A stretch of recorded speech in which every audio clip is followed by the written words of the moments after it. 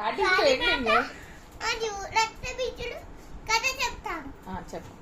అప్పుడు అనగనగా ఊర్లో ఒక రక్త బీజుడు ఉన్నాడు. అతను రోజు ఒక దేవుడి కోసం మంత్రాలు వేస్తాడట. అప్పుడు అది ఆడదానికి 6 మంది కావాలి. ఆడదాంలే, 6 మంది ఉన్నాం కానీ అప్పుడు సెకండ్ నుంచి చెప్తా. చెప్పు. అప్పుడు రక్త బీజుడిని చెప్పాలని ఎలాగైనా దుర్గామాత చెప్తాడంట. అప్పుడు ఏమవుతుందంటే రక్త బీజుడిని దుర్గామాత పిలుస్తుంది. పిలిస్తే రక్త బీజుడితో మాట్లాడుతుంది.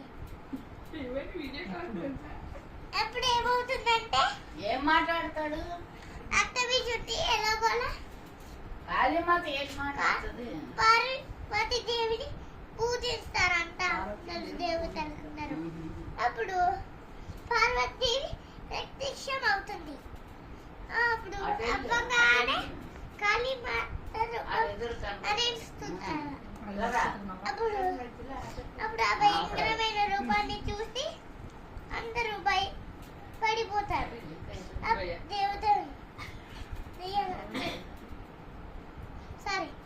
దేవతలందరూ భయపడతారంట. దేవతలందరూ భయపడతారా? అవును. భయపడిపోతే అప్పుడు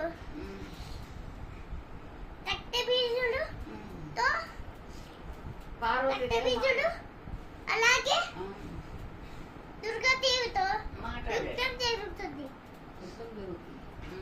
అప్పుడు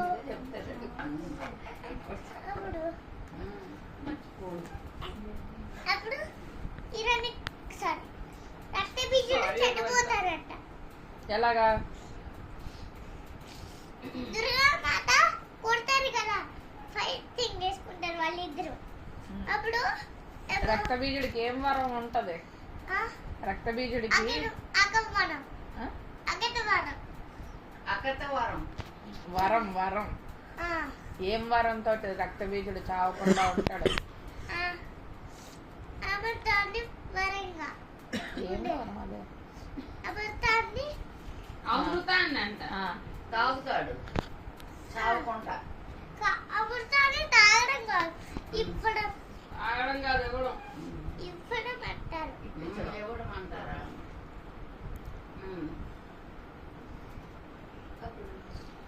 ఏమంటే తర్వాత అప్పుడు కాళీమాత రక్తాన్ని తాగుతారంట.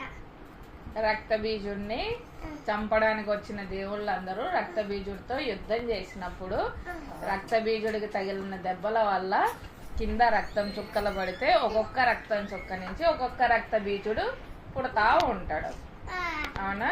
అప్పుడు ఇలా కాదు అని చెప్పి కాళీమాత ఇచ్చిన వరం ప్రకారం రక్త బీజుడు ఒంట్లో ఉన్న రక్తాన్ని తాగేసితే అప్పుడు రక్త బీజుడు చనిపోతాడు.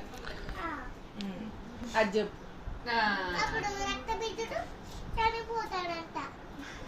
నువ్వు చెప్పింది అర్థం కాలేదు, మళ్ళా చెప్పు.